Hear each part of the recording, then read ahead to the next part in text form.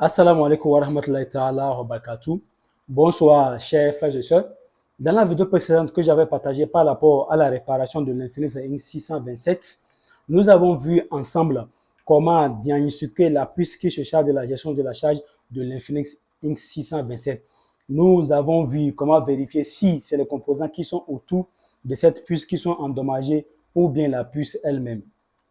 Aujourd'hui, dans cette vidéo, nous allons parler de la puce qui se charge de la gestion de l'affichage de l'Infinix X627. C'est une puce qui se charge de gérer l'affichage sur l'écran de l'Infinix X627.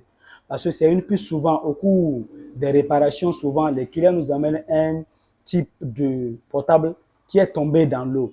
Donc, lorsque l'appareil est tombé dans l'eau, la première des choses qu'on effectue, c'est d'essayer de voir si il n'y a pas de traces d'eau sur le moteur.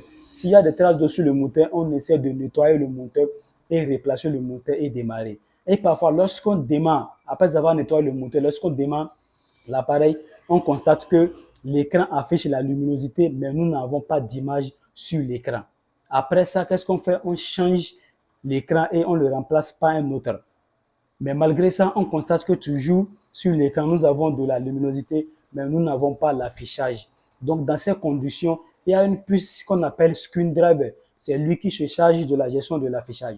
Aujourd'hui, nous allons parler sur cette puce. Nous allons voir comment diagnostiquer ces genres de problèmes et voir si c'est les composants qui sont autour de cette puce qui sont endommagés ou bien c'est la puce elle-même qui a de problèmes. C'est un puce qui a la forme cristal. Ça ressemble à du cristal et ça brille. C'est comme du verre. Et on le rencontre dans la majorité des appareils. Donc, nous allons parler sur cette puce aujourd'hui. Nous allons voir comment contrôler les composants autour de cette puce et comment trouver une solution de réparation. Sans plus tarder, nous allons entrer dans le vif du sujet.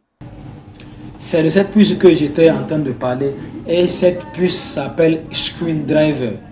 C'est cette puce qui se charge de la gestion de l'affichage de l'écran de l'Infinix X627. Et j'avais dit que cette puce est la même chose. On trouve souvent cette puce sur les Tecno, les Infinix, les Huawei, les Itel, ça dépend. Et on écrit dessus LUB.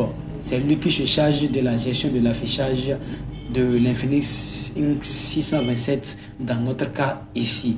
Et c'est une puce qui ressemble à du cristal. Ça brille, c'est sous forme de verre. Vous le constatez, c'est presque la même chose sur la majorité des appareils. Et ici, ce sont les composants à côté. Ici, ce sont des condensateurs de filtrage. Ce sont les condensateurs qui filtrent la tension, qui alimentent cette puce-là.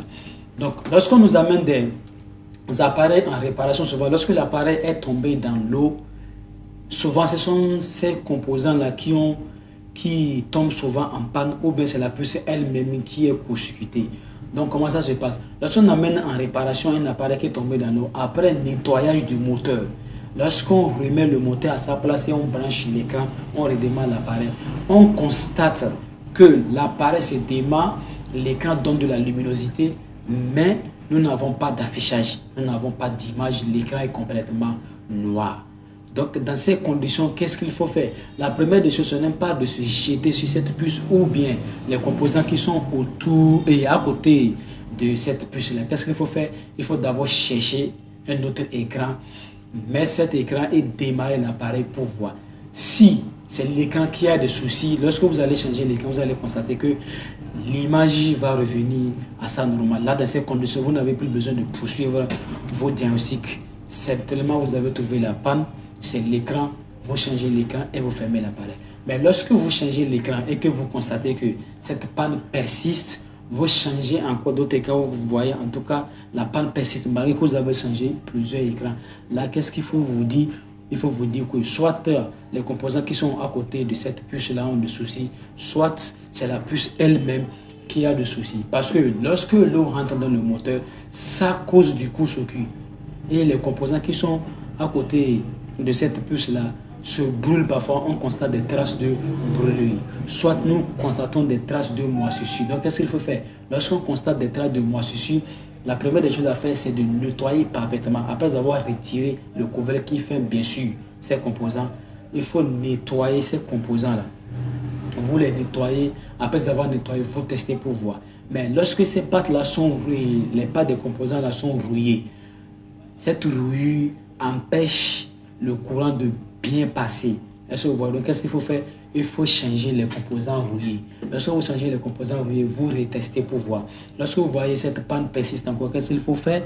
Il faut se mettre à vérifier la tension aux bornes de ces composants. Qu'est-ce que vous constatez? Ici, nous avons de 5,7 volts. Ici, nous avons de 1,4 volts. Ici aussi, nous avons de 5,7 volts. Qu'est-ce qu'il faut faire?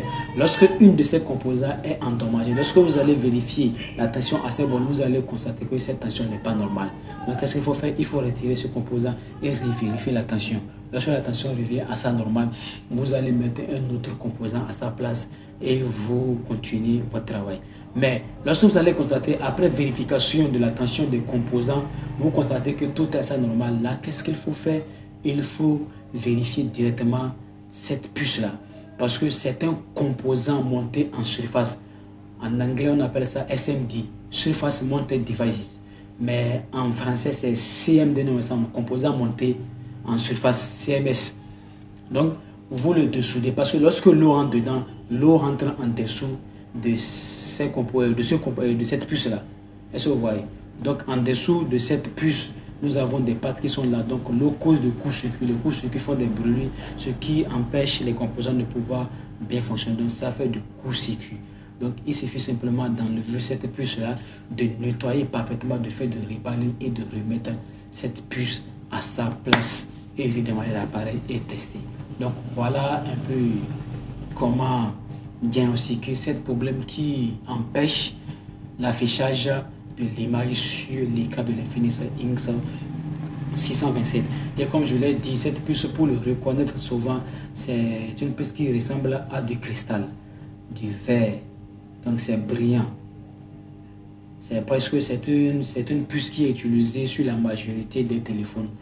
Hein, parce que je l'ai rencontré sur les Infinix, Huawei, Tecno, Itel. Je l'ai rencontré sur pas mal d'appareils.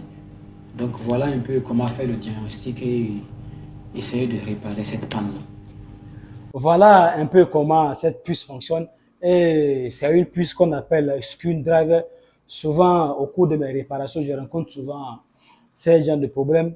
Et j'ai décidé de le partager aussi avec le reste de la famille. Au fait, c'est une puce souvent, lorsque les techniciens rencontrent ça, ces genres de problèmes, ils n'arrivent pas à savoir quelle est cette puce qui gère l'écran parce que la première des choses pour comprendre, il faut d'abord savoir c'est quelle puce qui cause un tel panne pour pouvoir réparer cette panne-là.